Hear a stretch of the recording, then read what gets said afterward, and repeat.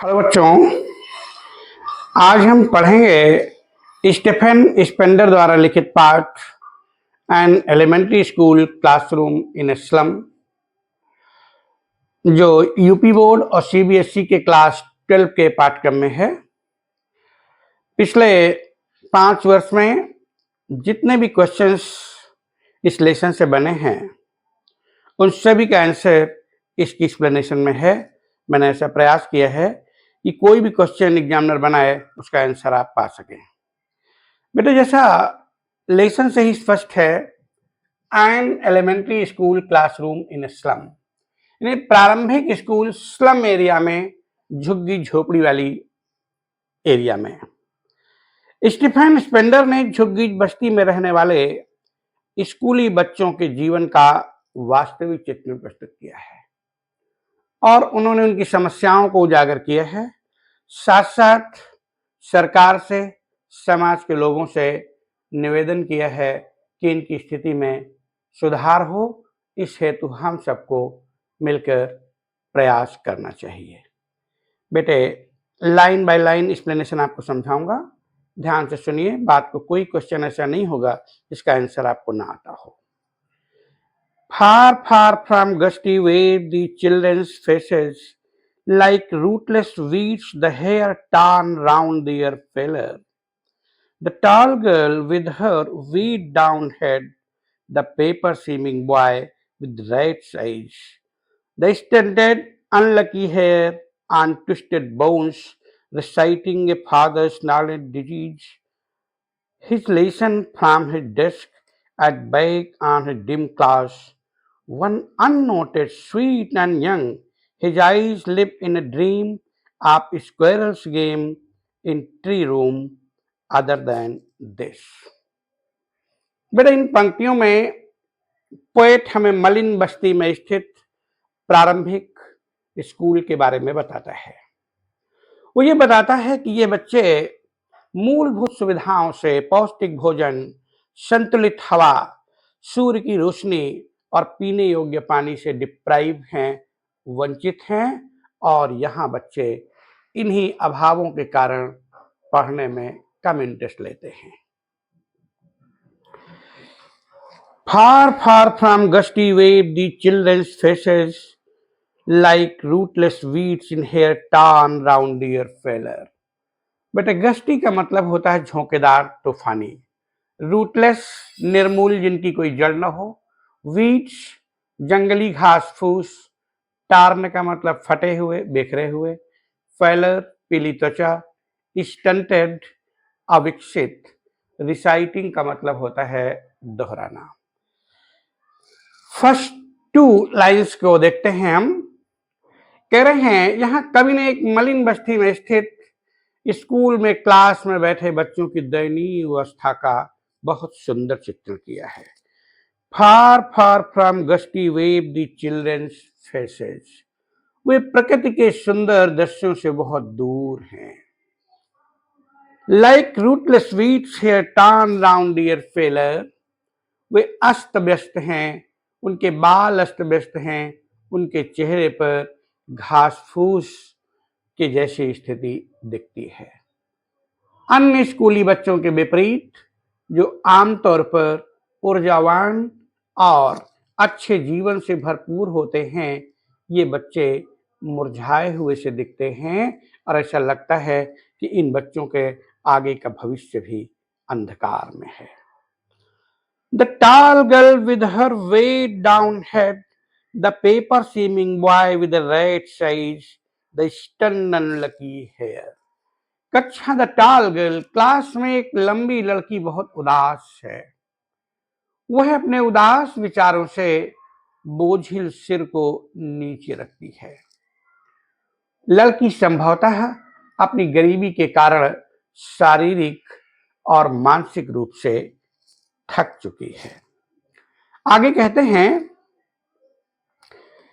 The paper seeming boy with right side, the stunned unlucky hair and twisted bones, reciting a father's gnarled disease. ठीक उसी प्रकार कक्षा में एक लड़का बैठा है, पेपर सीमिंग, जो कागज की तरह पतला है। निस्संदेह ऐसा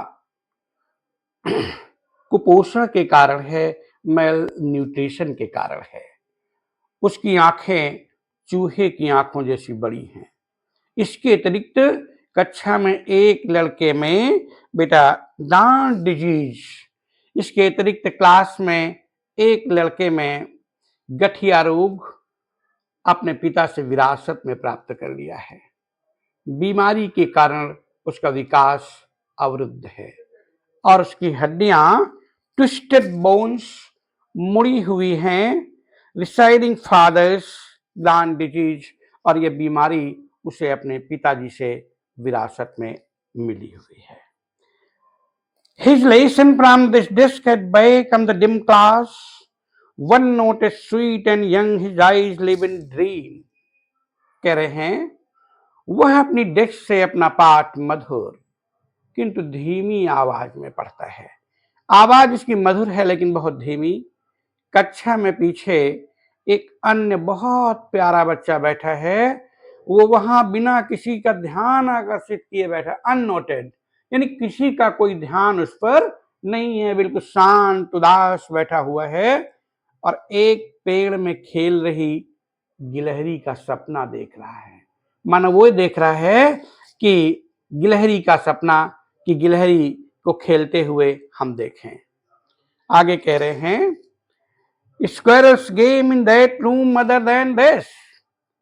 कक्षा का नीरस और उबाने वाला वातावरण संभवतः उसका ध्यान आकर्षित करने में समर्थ है। क्लास का ऐसा नीरस और जिसमें कोई ध्यान न हो ऐसा वातावरण देखकर उस बालक का मन शायद पढ़ने में नहीं लग रहा है। बेटे अगला स्टेंजा पढ़ते हैं। On shore Grimwald's donation, Shakespeare said, cloudless at dawn, civilized, done riding all cities, build flowery Tyrolese valley, open-handed map, awarding the word is word, and yet for these children, these windows, nor this map their word, where all their futures painted with a fog, a narrow street sealed in with a lead sky, far, far from rivers, caves and stars of words. मतलब डोनेटर्स मैंने दान करने वाले, देने वाले। Shield इन का मतलब होता है अंदर की ओर बंद होना। लीड स्काई नीला आकाश।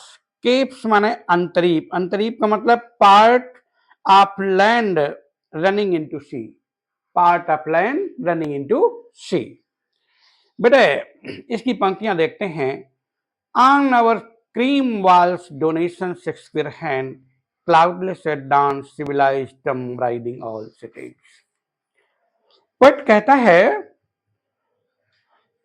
क्लास की दीवारें पीली और गंदी हैं और वे अप्रिय भावना प्रकट करती हैं, यानी कोई इन्हें देखकर खुश नहीं होता, मन में कोई पॉजिटिव विचार नहीं आता। दीवारों पर उन लोगों के नाम प्रदर्शित किए गए हैं जिन्होंने दान दिया है, अर्थात दीवारों पर उन लोगों के नाम लिखे हैं जिन लोगों ने इस स्कूल की इमारत को बनवाने में पैसा दिया हुआ है। आगे लिखा दीवार पर एक शेक्सपियर का चित्र है, इंग्लिश के महान कवि, महान लेखक शेक्सपियर का चित्र है। बड़े शहरों के गुंबदों की तस्वीरें उन शहरों में जीवन की गुणवत्ता का प्रतिनिधित्व करती हैं। दूसरे चित्र में सुबह के आकाश को बादल रहित दिखाया गया है। यानी चित्र तो शेक्सपियर के लगे हैं और दर्शाया भी गया है, लेकिन उनका वास्तविकता से कोई लेना देना नहीं है। Build flowery Tyrolese valley, open-handed, awarding the word it's a word, and yet for these। बेटे ऑस्ट्रियाई अल्पाइन प्रांत के एक क्षेत्र में फूलों से सुशोभित सुंदर टैरलीज घाटी की भी तस्वीर है। यानी वहां पर अल्पाइन प्रांत के एक क्षेत्र में फूलों से सुशोभित जो सुंदर घाटी है उसका भी एक चित्र लगा हुआ है। यानी केवल चित्र लगा हुआ है, उसका वास्तविकता से कोई संबंध नहीं है। विश्व का मानचित्र जो विश्व को छोटे और बड़े देशों में डिवाइड करता है, विभाजित करता है, प्रतीकात्मक सिंबॉलिक रूप में, प्रतीकात्मक रूप में बच्चों को नई दुनिया प्रदान करता है, बच्चों को दुनिया का संदेश बताता है, दिखाता है कि ऐसी ही दुनिया है लेकिन उसका वास्तविकता से कोई संबंध नहीं है। ये बच्चों को केवल किताब में दिखाया जाता है, ये बच्चों को केवल उस पिक्चर के माध्यम से दिखाया जाता है। Children, these windows, not this map, their world had all their futures painted with a fog. बहुत अच्छी लाइन है बेटे। किंतु ये सभी चित्र इन गरीब बच्चों के लिए निरर्थक थे, उनके लिए कोई मतलब नहीं था।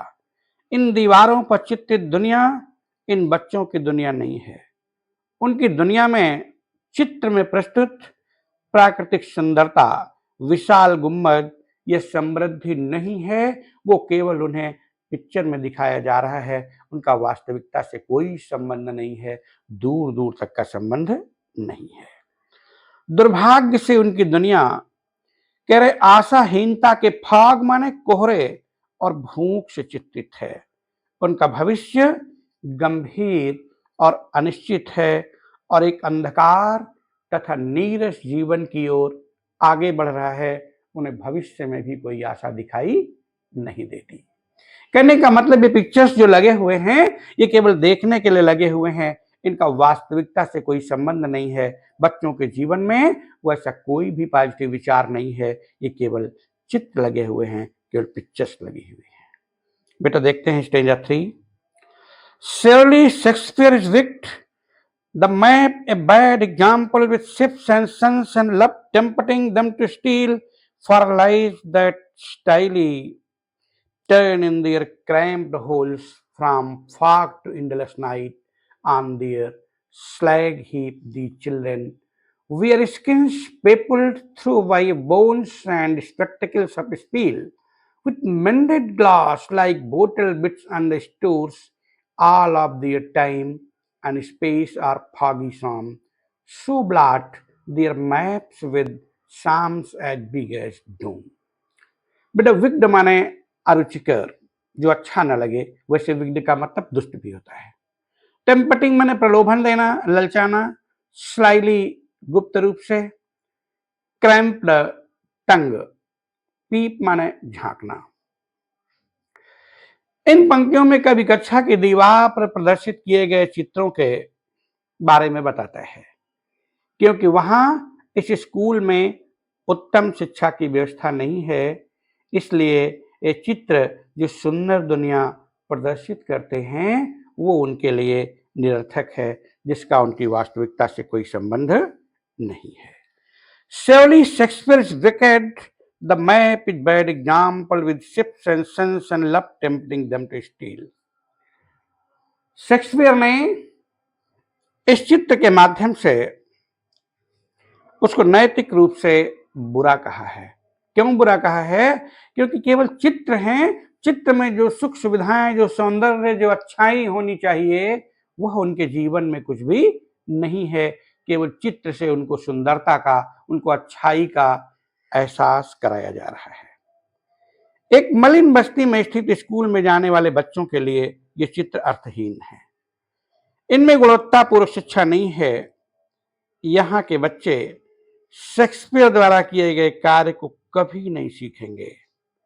मानचित्र भी यानी मैप भी एक खराब एग्जाम्पल है, क्योंकि इन बच्चों के लिए उनकी कक्षा ही उनकी पूरी दुनिया है, उनकी क्लास ही उनकी पूरी दुनिया है, उनका बाकी से कोई संबंध नहीं है। For lies slyly turn crammed holes.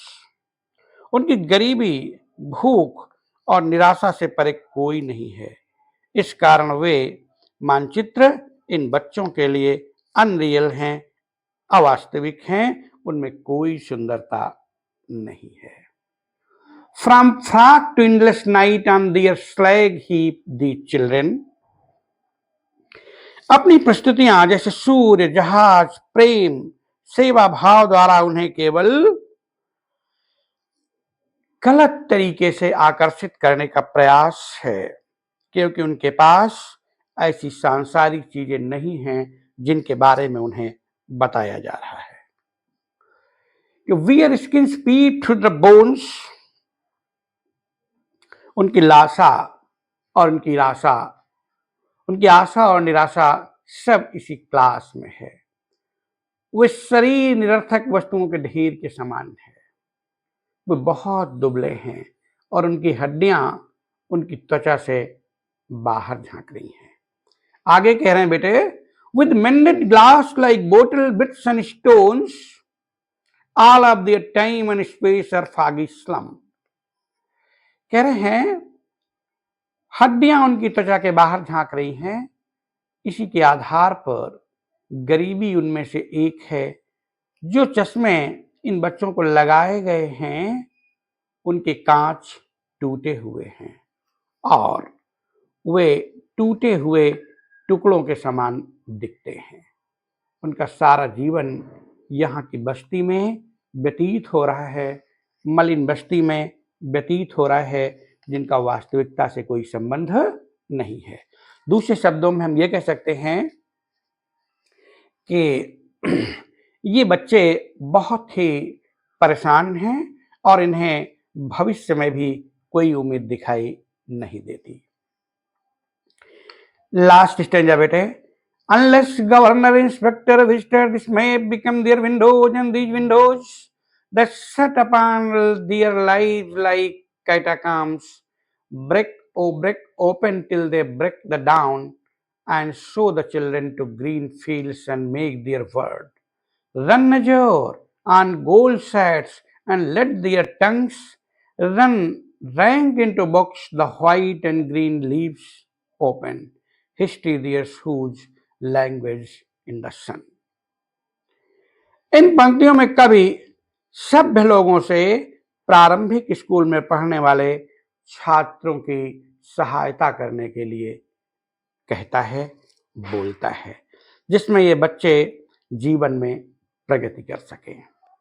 कवि कहता है, unless governor inspector visitor this may become their window and their windows, कहता है ये बच्चे तब तक कष्ट सहते रहेंगे जब तक कि सरकारी अधिकारी जैसे कि गवर्नर, निरीक्षक या शिक्षाविद जो ऐसे स्कूलों का दौरा करते हैं उनकी मदद के लिए आगे नहीं आते हैं। इंपॉर्टेंट पैराग्राफ है बेटे, क्योंकि जब तक सरकारी लोग जो शिक्षा व्यवस्था के लिए जिम्मेदार हैं वो जब तक इन स्कूलों का दौरा करके उनकी वास्तविक स्थिति को नहीं समझेंगे, उनकी समस्याओं का समाधान नहीं करेंगे, तब तक इनका विकास नहीं हो सकता है। They shut upon their lives and catacombs brick open till they break the town। कभी कहता है सभ्य दुनिया उनके और इन बच्चों के दुनिया के बीच की दूरी को मिटाए, यानी सभ्य लोग अपने बच्चों के बीच की दूरी और उनके बच्चों के बीच की दूरी, गरीब लोगों के बच्चे के बीच की दूरी मिटाएं, उनकी मदद करें। उनके द्वारा बच्चों को एक अच्छी दुनिया की झलक प्रस्तुत की जानी चाहिए जिससे मानचित्र उनके लिए सुंदर और आकर्षक दुनिया की फिर run azure and gold shine, let their tongues run naked into books on white and leaves upon history their whose language in the sun। कभी कहता है अच्छे लोगों, सभ्य लोगों को इनकी मदद के लिए आगे आना चाहिए, फिर प्राथमिक विद्यालय की कक्षा की एक खिड़कियों को तोड़ना चाहिए जो उनकी सभी आशाओं और सपनों को सीमित करती हैं, ताकि इन बच्चों को गंदे वातावरण से दूर हरे भरे खेतों में ले जाया सके। Run naked into books the white and green leaves open। कवि की इच्छा है कि इन बच्चों को खुले आकाश के नीचे सुनहरी रेत पर स्वतंत्र रूप से दौड़ने दिया जाना चाहिए, अर्थात उनको भी प्रगति का मौका देना चाहिए जिससे वे भी समाज की मूल धारा में वापस आ सकें। कह रहे हैं history theirs whose language in the sun, उन्हें गुणवत्तापूर्ण क्वालिटी युक्त शिक्षा की अनुमति दी जानी चाहिए कवि को लगता है कि शिक्षा उनकी बहुत मदद कर सकती है, क्योंकि उनके अनुसार इतिहास उन दो लोगों द्वारा लिखा जाता है जिनकी भाषा में सूर्य की गर्मी और ऊर्जा है। कवि के कहने का तात्पर्य है इतिहास उन्हीं लोगों द्वारा लिखा जाएगा जिनको मूलभूत सुविधाएं प्राप्त होंगी। अगर मूलभूत सुविधाएं उन्हें प्राप्त नहीं होंगी तो वो जीवन में प्रगति कैसे कर सकते हैं। बेटे, इस पाठ की सेंट्रल आइडिया मैंने अपने शब्दों में लिखा है, एक बार देखिएगा। The poem describes socio economic injustice faced by children in slums who are trapped by poverty and deprived of a hateful future despite their potential. The poem uses the elementary classroom as a symbol to highlight the contrast between the children's bleak reality and the rich world of art and knowledge, and serves as an appeal to society to provide these children with the education and resources needed to overcome their circumstances. But इस poem में कहीं explanation करनी है, कहीं किसी के question का answer लिखना है, तो आप इन कोटेशंस का यूज कर सकते हैं। Poverty is a curse, poverty is a curse, poverty is the worst form of violence. Poverty is a curse. Poverty is the worst form of violence. And third, poverty is the parents of revolution and crime. बेटे, अगर poem की poetic device आती है तो poetic device में देखेंगे आप simile like rootless weeds, like as so as जहां आता है वहां सिमिली होता है। कई बार समझा चुका हूं, अलग से सिमिली और मेटाफर का मैंने वीडियो भी डाला है, इनमें क्या अंतर है ये समझाया है। मेटाफर पेपर सीमिंग बॉय, यानी बॉय ही ऐसा, बिल्कुल पेपर बॉय ही पेपर है, पेपर ही बॉय है, जैसा नहीं लगाया जा सकता, नहीं तो ये फिर सिमिली हो जाएगा। इमेजरी सोर क्रीम वाल्स रैट्स आईज, चूहे जैसी आंखें। Symbolism the word of knowledge and opportunity, the word of knowledge and opportunity. Alliteration from fog, और कई जगह पर एलिट्रेशन अर्थात अनुप्रास अलंकार आया हुआ है। आर्मी व्यंग किया गया है contrast between expectation and reality. जो हमारी उम्मीदें हैं, जो सरकारी स्कूल खुले हुए हैं स्लम एरिया में, उनमें लिखित में तो बहुत बड़ी बड़ी उम्मीदें हैं, लेकिन वास्तविकता से वो बहुत दूर हैं। बड़ा इस तरह से अभी मैं पैराग्राफ वाइज आपको 2 पैराग्राफ में समझाऊंगा कि किस तरीके के क्वेश्चन आते हैं और आपको उनको कैसे सॉल्व करना है। अपने शब्दों में आंसर बताऊंगा आपको बेटे। स्टेंजा फर्स्ट है, far far from gusty waves the children's faces like rootless weeds, the hair torn round their pallor, the tall girl with her weighed down head.